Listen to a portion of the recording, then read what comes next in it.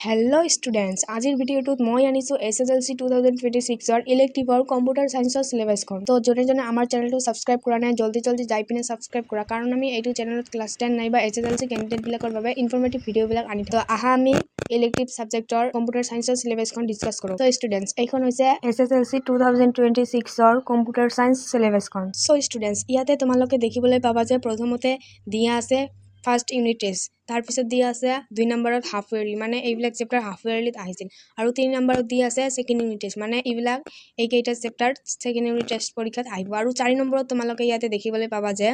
SSLC examination দিয়া আছে মানে এইবিলাক তোমাৰ SSLC 2026 ত আহিব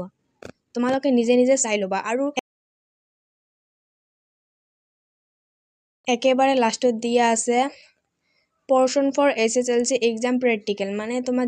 যিবিলাক practical examত আহিব সেইবিলাকো দি আছে তোমালোকে নিজে নিজে পঢ়িবা